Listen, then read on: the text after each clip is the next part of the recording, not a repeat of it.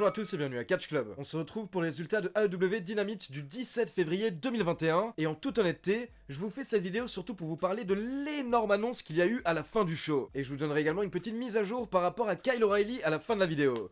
Donc c'est parti pour les résultats de AEW Dynamite. Le show démarre avec un match par équipe avec Hangman Page et Matt Hardy contre Jack Evans et Angelico. Au bout d'environ 7 minutes, Hangman Page porte un double buckshot lariat à Angelico et Jack Evans. Puis Matt Hardy enchaîne avec un twist of fate sur Angelico pour la victoire. Donc Matt Hardy et Hangman Page remportent le match, et après le match on a le droit à un petit échange entre les deux catcheurs dans le ring. Matt Hardy nous dit que Hangman Page est une énorme star, il va faire énormément d'argent maintenant qu'il a signé avec Matt Hardy, et Matt Hardy va également faire énormément d'argent, car il va prendre 30% de tous les gains de Hangman Page suite au contrat qu'ils ont signé la semaine dernière. Mais là Hangman Page dit à Matt Hardy qu'apparemment il n'a pas bien lu le contrat qu'il a signé la semaine dernière. Donc Page demande à ce qu'on lui amène le contrat, et on a deux mascottes des Jacksonville Jaguars qui viennent amener le contrat à Page. Et quand Matt Hardy lit le document, il se rend compte que la semaine dernière il n'a pas signé pour devenir le manager de Page, à la place il a signé un contrat pour avoir un match face à Hangman Page lors du prochain pay-per-view AEW Revolution. Et attention, ce match aura une stipulation spéciale.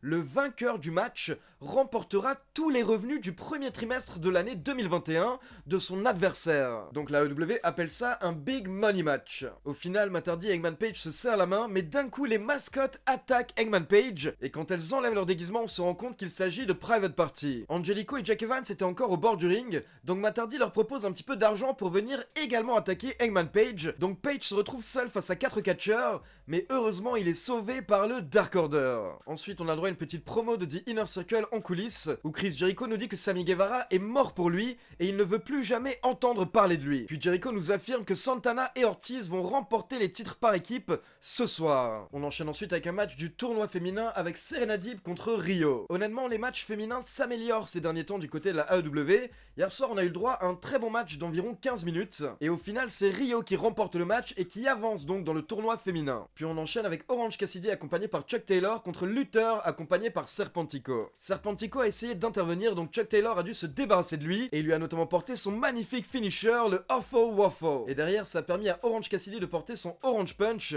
pour la victoire. Donc victoire très rapide pour Orange Cassidy qui a battu Luther en moins de 2 minutes. Ensuite nous avons droit à l'entrée de Taz avec Brian Cage et Hook. Et directement Taz provoque Sting, donc Sting fait son entrée et il est rejoint dans le ring. Mais là Taz dit que comme d'habitude, Sting a toujours besoin de sa batte de baseball avec lui. Sauf que Sting prend sa batte de baseball et il la jette de côté. Et là c'est parti, on a le droit à une bagarre entre Sting et Brian Cage. Et Sting se défendait plutôt bien jusqu'à ce que Hook intervienne, ce qui permet à Brian Cage de prendre l'avantage. Et là, attention, Brian Cage a porté un powerbomb à Sting dans le ring. Donc c'est le premier bump de Sting à la AEW. On se posait tous beaucoup de questions par rapport à l'état de santé de Sting, mais maintenant on le sait, c'est confirmé, Sting peut bien prendre des bumps, et pour info, après l'émission, Tony Schiavone a confirmé que Sting va bien, il n'a pas eu de soucis après le powerbomb. Ensuite on retrouve Eddie Kingston, The Butcher et The Blade en coulisses, et Eddie Kingston nous explique qu'il a demandé un match 3 contre 3 ce soir, car ses adversaires sont ses démons, et il parle de Rey Fenix, Lance Archer et Jon Moxley. Puis nous avons eu le droit à un petit segment où Kenny Omega était dans une école avec Don Callis, en train de raconter des contes, on va dire, à des enfants. Et bien entendu, Kenny Omega racontait à quel point sa rivalité avec Chris Jericho à la New Japan a changé le monde du catch. Puis on enchaîne avec un match pour les titres par équipe AEW, avec les champions, les Young Bucks, contre Santana et Ortiz, accompagnés par le reste de The Inner Circle. Et ce sont les Young Bucks qui ont remporté le match et conservé leur titre, avec un petit paquet de Nick Jackson sur Ortiz. Maintenant, la petite remarque que j'aurais à faire par rapport à ce match, c'est que c'était la première opportunité au titre par équipe pour Santana et Ortiz depuis qu'ils sont à la AEW, c'est-à-dire depuis plus de 1 an. Et honnêtement, ce genre de match pour le titre entre deux des meilleures équipes de votre fédération, ça devrait avoir lieu en pay-per-view, ou alors en tout cas ça devrait être énormément hypé avant d'avoir lieu. Là, la AEW nous a filé ce match un petit peu comme ça, gratuitement, et c'est un petit peu dommage, car ça avait le potentiel d'être une grande affiche, et potentiellement le main event d'un show. Et attention, après le match, il faut savoir que tous les membres de The Inner Circle se sont acharnés sur les Young Bucks, et là on a une caméra en coulisses qui nous montre Kenny Omega avec les Good Brothers, Gallows et Anderson, et Don Callis. Et on peut voir que Kenny Omega souhaite un petit peu aller aider les Young Bucks, mais en même temps il ne se bouge pas plus que ça, et Don Callis essaie un petit peu de le retenir. Mais au final, au bout de 2-3 minutes, on a enfin les Good Brothers, Gallows et Anderson qui interviennent pour sauver les Young Bucks.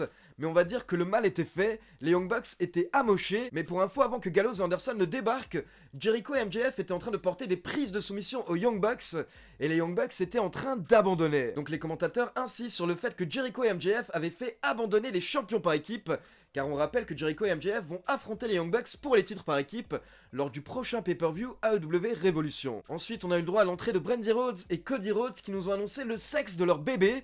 On a appris ensemble que leur futur enfant sera une petite fille, donc félicitations à Brandy et Cody. Puis on enchaîne avec les FTR, Dax Harwood et Cash Wheeler contre Matt Sydal et son frère Mike Sydal. En effet, pour info, Matt Sydal a un frère qui est également catcheur et qui a 1 an de moins que lui. Et donc hier soir, ils ont fait équipe pour la première fois du côté de AEW Dynamite. Maintenant, même s'ils sont frères, les Sydal ne peuvent rien faire contre une équipe comme les FTR qui catchent ensemble depuis des années, qui vivent ensemble, qui voyagent ensemble. Donc au final, ce sont les FTR qui ont remporté le match en portant le Big Rig à Mike Sydal au bout d'environ 9 minutes. Et après le match, on a un docteur qui veut s'occuper de Mike Sydal, mais là les FTR chopent des ciseaux et apparemment ils veulent couper les cheveux de Mike Sydal. Mais d'un coup, les lumières s'éteignent et nous avons droit à une petite vidéo qui nous montre Luchasaurus. Luchasaurus dont le masque avait été détruit par les FTR il y a quelques semaines. Mais là, quand les lumières se rallument, on retrouve tous les membres de Jurassic Express dans le ring. Donc Mark Austin, Jungle Boy et Luchasaurus avec un nouveau masque intact. Et donc derrière, nous avons les Jurassic Express qui mettent une petite fessée au FTR. Ensuite, nous avons droit à une petite promo de Jon Moxley où il explique que ce soir, il va s'occuper d'Eddie Kingston. Puis le 26 février, il va se débarrasser de Kenta. Et ensuite, il va enchaîner avec Kenny Omega pour récupérer le titre AEW. Et donc ça nous mène au main event de la soirée, Jon Moxley, Lance Archer et Rey Fenix contre Eddie Kingston, The Butcher et The Blade. Et c'est Jon Moxley qui remporte le match pour son équipe avec le Paradigm Shift DDT sur Eddie Kingston. Mais attention, après le match, Jon Moxley se fait attaquer par les Good Brothers, Gallows et Anderson. Puis Kenny Omega fait son entrée accompagné par Don Callis, et il dit que dans ses mains, il a son cadeau de Saint-Valentin qu'il a reçu de la part de Tony Khan. En fait, c'est un contrat avec une clause de rematch pour Jon Moxley. Donc en gros, Kenny Omega est en train de nous annoncer que Jon Moxley va avoir le droit à son rematch pour le titre AEW lors du prochain pay-per-view AEW Revolution. Mais attention, ce n'est pas tout. Kenny Omega nous dit que par contre, c'est à lui de choisir la stipulation du match, et il pense qu'il est temps de mettre Moxley à terre. Il est temps de l'enterrer, donc il propose un Exploding Barbed Wire Deathmatch. Jon Moxley est au sol et il est tenu par Gallows et Anderson, mais il essaye de réagir et de foutre un coup de boule à Kenny Omega, mais Kenny Omega répond avec un V-Trigger et il démolit Moxley. Donc AEW Dynamite se conclut avec cette énorme annonce, un Exploding Barbed Wire Deathmatch lors du prochain pay-per-view AEW Revolution. Mais pour info, qu'est-ce que ça veut dire? Eh bien en gros, un deathmatch, c'est un match de la mort, c'est-à-dire un match très hardcore, où on a le droit d'utiliser tous les objets possibles, et où habituellement on a beaucoup de violence et beaucoup de sang. Donc là, on va avoir un deathmatch, un match de la mort, mais en plus c'est un Exploding Barbed Wire Deathmatch. Barbed wire, ça veut dire barbelé. Donc pour info, ça veut dire que lors du match, il y aura des barbelés partout, notamment logiquement autour des cordes. Et à côté de ça, comme je vous l'ai dit, c'est un Exploding Deathmatch. Ça veut tout simplement dire qu'il y aura des explosions lors du match. En effet, il va y avoir des petits explosifs sûrement sous le ring. Et parfois, il y en a également sur des tables ou sur des planches. Mais en gros, donc lors du main event de AEW Revolution pour le titre AEW, on aura un deathmatch, donc un match de la mort, avec des barbelés et des explosions. Il faut savoir que c'est le genre de match qu'on peut parfois voir, notamment au Japon. Vous pouvez en trouver pas mal sur internet, mais en tout cas c'est quelque chose qui n'a jamais été vu dans une fédération majeure aux États-Unis.